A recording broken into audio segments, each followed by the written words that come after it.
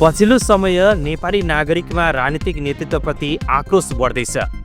गणतन्त्रको विकल्पमा राजतन्त्रको नारा चर्किँदैछ। काठमाडौँ सहित विभिन्न स्थानमा भएका आन्दोलनलाई निहाल्ने हो भने मुलुकको राजनीतिक परिदृश्यमा आम नागरिकको नेतृत्वप्रतिको आक्रोश दिन प्रतिदिन बढ्दै गइरहेको देखिन्छ। यो आक्रोश केवल सरकार विरुद्धको असन्तुष्टि मात्र होइन, राजनीतिक व्यवस्थाप्रतिको गहिरो हताश पनि हो।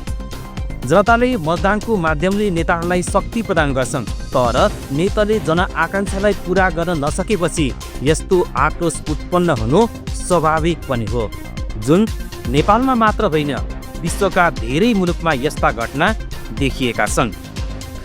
आक्रोशको प्रमुख कारण भनेकै भ्रष्टाचार, नेताहरूमा देखिएको अहङ्कार, विकासको अभाव, जनतासँगको दूरी र राजनीतिक दलहरूको आन्तरिक कलह हो।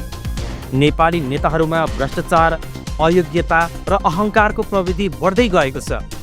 जनताले दिएको मतलाई शक्तिको स्रोत मान्नुको सट्टा व्यक्तिगत स्वार्थको औजार उनीहरूले बनाइरहेका छन्। भ्रष्टाचार र विभिन्न क्षेत्रमा भएका घोटालाहरू खुलेर आए पनि नेताहरू कुनै जवाफदेही नहुनु नै जनताको आक्रोशको ज्वालामा तेल थप्नु हो।